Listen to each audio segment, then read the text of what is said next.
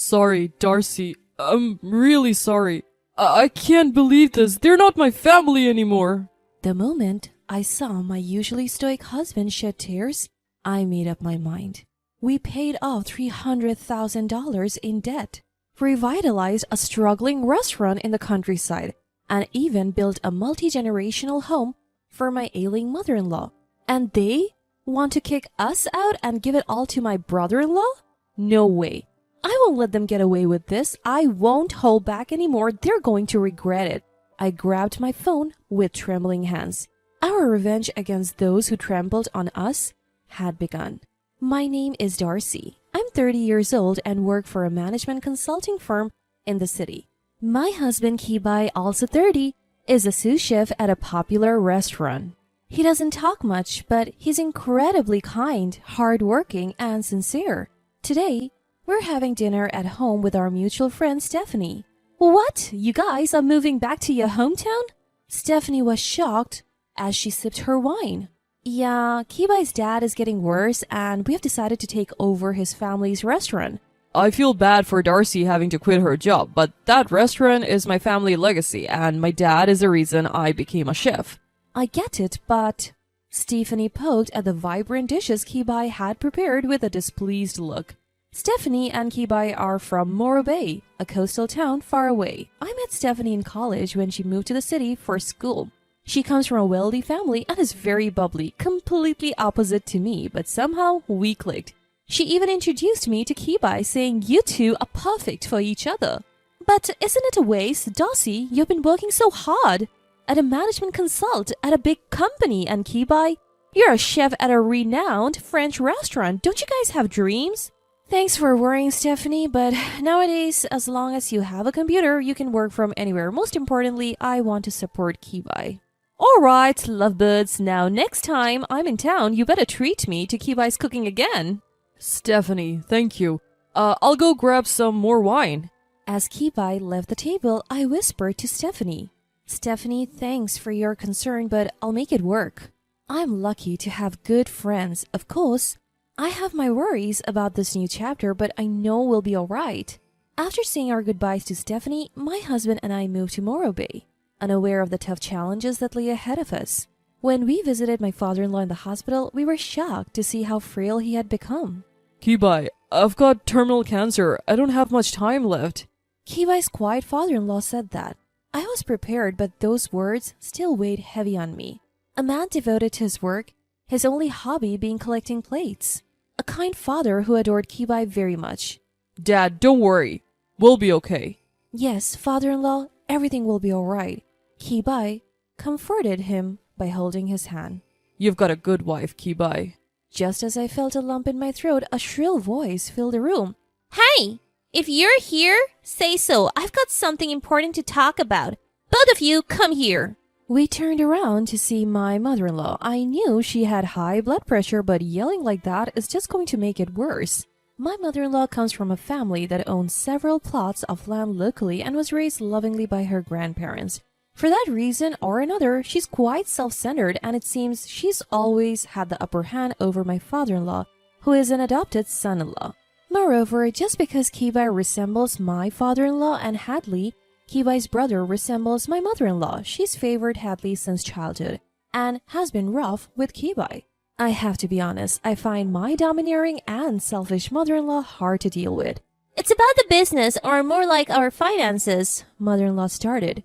Turns out, the situation was even worse than we imagined. Mother-in-law owns the land where the restaurant is located and my in-laws lived above the restaurant. Originally, the family restaurant in the countryside had few rivals. Thanks to the locals who loved my father-in-law's cooking, the place barely managed to survive. Now, it's almost earning nothing since father-in-law, who was the only chef, has been frequently unwell. On top of that, my mother-in-law owns a 45-year-old apartment next door. It's now infested with termites and has to be torn down. The costs for demolition and tenant relocation have accumulated, leaving us with a $300,000 debt. Mom, why'd you let it get to this point? Just sell the restaurant and the land. What are you talking about? This land has been in our family for generations. We can't just sell it. People need this restaurant. Your dad would be devastated. You don't get it because all you know is cooking. Do something, I'm getting old. Kibai, I'll help too. Let's pull through this. So Kibai and I focused on paying off the debt, reviving the restaurant. I had $350,000 inherited from my wealthy father who passed away 2 years ago. When I suggested using it for repayment, Kibai repeatedly thanked me. I had wanted to use the money for other dreams, but now isn't the time to be choosy. Fortunately, Kibai is quite skilled in the kitchen. Kibai's food is just as good as Dad's, said the local customers who started coming back. I used my background in business consulting to improve the parking, decor, and online presence. With a new tourist spot opening nearby, business started booming in a few months. Then father-in-law, who had been ill, finally passed away. We were the only ones present at his side. Kibai, the restaurant, your mom. These broken words were father-in-law's last. It's okay, Dad. Leave it to us. We both tearfully said goodbye to father-in-law. During the funeral, mother-in-law looked visibly worn out. Glued to her side were my brother-in-law Hadley and his wife Lila. Since mother-in-law wasn't doing anything, we had to arrange and pay for the entire funeral. That's quite the work ethic you got there, Darcy. Nice to see a career woman turned restaurant owner. A drunk Hadley started to cause trouble. Kibai had worked hard to pay for his culinary school while being abandoned by mother-in-law with almost no money. Hadley, on the other hand, was pampered and went to a private college. He now works in sales in the neighboring town with a pretty wife. Hadley graduated from the same business school as me, but let's be real, my college was of a higher caliber. Maybe that's his chip on the shoulder, always throwing shade behind my back and making fun of Kibai. Of course, my mother-in-law never told Hadley about our debts, so he's clueless about the hell we went through. I was irritated but chose to ignore it. Then, a scream from Lila. I rushed over to find my mother-in-law, still in her funeral attire, convulsing and collapsed. She was pale and even foaming at the mouth. Kibai, Hadley, and I all scrambled to call an ambulance. Turns out she had suffered a stroke. She was already hypertensive, and the shock of my father-in-law's death and lack of sleep probably contributed. She survived, and her speech was okay, but she was left paralyzed and now needed constant care. 2 months after my father-in-law's death, she called us in to talk. I have repaid the debt and the business is going well. Why not build a duplex on that vacant lot where the apartment used to be? I can't live upstairs anymore. Feel free to use your father's insurance money. I was stunned by her audacity but realized she couldn't live upstairs anymore in the shop. We were renting an apartment nearby, but that wasn't free either. We could expand the business by renovating her space upstairs. The last words of my father-in-law crossed my mind. Please take care of the shop and your mother-in-law. That was probably his wish. I wanted to honor those words, even if it meant dealing with my challenging mother-in-law. So we bit the bullet and decided to build a duplex. It ended up costing us almost all of our savings, which we had set aside for our dream.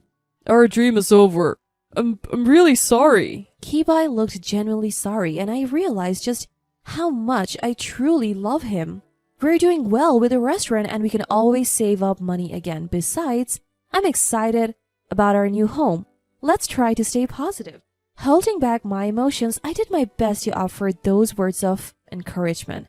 We decided to go with a trendy construction company that Hadley connected with through his business networks for our new home.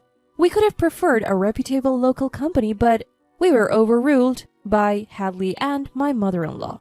We were busy running the recently reopened shop, so we just gave them our living space requirements and left it at that. The duplex was completed. It was certainly stylish and the first floor was accessible, but the second floor also featured a state-of-the-art kitchen for Kibai. We gathered in the newly completed home along with Hadley and his wife to celebrate. That's when my mother-in-law, now in a wheelchair, spoke up. I have something to tell you. I had a bad feeling about this. This doesn't bode well. I want to give the restaurant to Hadley. And since Hadley and their team have agreed to take care of things, they'll be the ones living in this house. You all can go back to Los Angeles now. I couldn't believe what I was hearing. We had paid off $300,000 in debt with the inheritance I received. Kibai had worked hard to rebuild the business, turning it into a well-liked shop with great online reviews. We even built a 2-family home to care for my ailing mother-in-law, and now they want to kick us out and give it all to Hadley? Wow, this place turned out nice. Don't worry, Mom and the shop are in good hands. Hadley smirked obnoxiously. I can't wait to cook in this fabulous kitchen. Lila chirped, clearly excited. That must be about the kitchen for Kibai. What's up with these people? This is ridiculous. Since that's the case, don't move in here. Oh, take these dishes your father collected. They don't fit in this house. Hadley carried out an old box full of dishes that my father-in-law had collected. I felt dizzy. Well, it's settled then. Time to leave, don't you think? My mother-in-law spoke coldly. I held back my anger, grabbed my husband's arm, and stood up. As we turned to leave, I caught a glimpse of their smirking faces, filling me with nausea.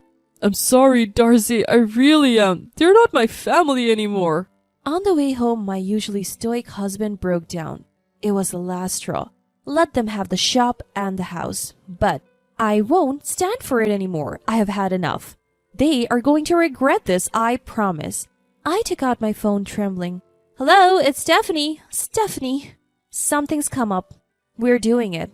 After I explained, Stephanie simply said, Understood. You both are on board, right? Let's do it.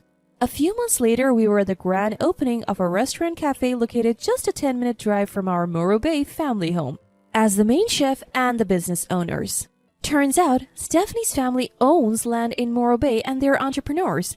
They initially wanted to start a restaurant around here and had planned to entrust us with running it. However, Stephanie had postponed the plans, not wanting to interfere with Kibai's family business. That was the whisper during the farewell party. Our dream of running our own restaurant became a reality thanks to the financial backing from Stephanie's family. Thanks to Kibai's culinary skills and my marketing, we have already garnered attention, even getting featured in magazines before opening. As we were chatting with Stephanie, champagne glasses in hand, Hadley and mother-in-law barged into the party yelling, What's the meaning of this? Why are you even here? You're supposed to be out of the picture. Kibai says coldly. You are missing the point. If they build a restaurant here, our business is going to suffer. Mother-in-law shouts, The downfall of your business is your own fault, isn't it? Kibai left, and the quality went downhill. You hired mediocre chefs, so even the locals stopped coming. And let's not forget your online reviews are terrible, mostly because of bad customer service. I calmly retorted. Hadley, who always looked down on us, was so angry his face turned red. Damn you, then pay for that house. Kibai retorted, We built that house in the first place, which turns out to be unlivable. Turns out that duplex was a disaster, riddled with leaks and structural issues. Hadley's contractor friend took off, leaving them in a bind. We told you to go with a reputable local contractor, didn't we? You insisted on using your contract. It's not our problem. Kibai and I fired back. And didn't I hear that Lila left? It's impossible to run a failing restaurant and take care of mother-in-law. This woman? Hadley lunged at me. With perfect timing, a crisp pop sound rings out and champagne sprays all over Hadley. Hadley looks stunned while mother-in-law opens her mouth in shock. Stephanie, holding the champagne bottle, says with a smile, You guys brought this upon yourselves. You underestimate two capable people who are dear friends of mine, but thanks to you, we are a huge success. Now leave, we're celebrating here. Drenched, Hadley and mother-in-law, their faces flushed, retreated. We apologized to our guests for the commotion. Though we kept bowing our heads, our hearts were full of joy. A year went by. Mother-in-law and Hadley had to close their restaurant due to poor management.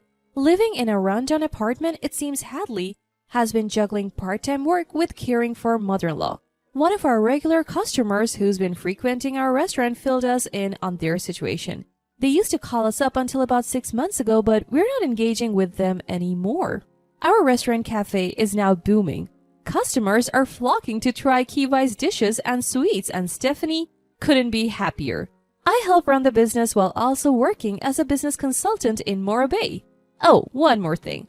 While organizing the dishes that father-in-law had left behind, we found his will. It read, Kibai, I'm sorry for everything. Don't worry about the shop or your mother. Just run away and be happy with Darcy. Also, these antiques are for you. Get them appraised. What father-in-law wanted to say was exactly this. He didn't want us to take over the business or mother-in-law. He wanted us to be free. Knowing father-in-law's true feelings, brought tears to our eyes. We got the antiques appraised and found out they're worth far more than what had been spent on mother-in-law all these years. For now, we're not selling them. We think of father-in-law and say a prayer every day. Calm and happy days have returned to us.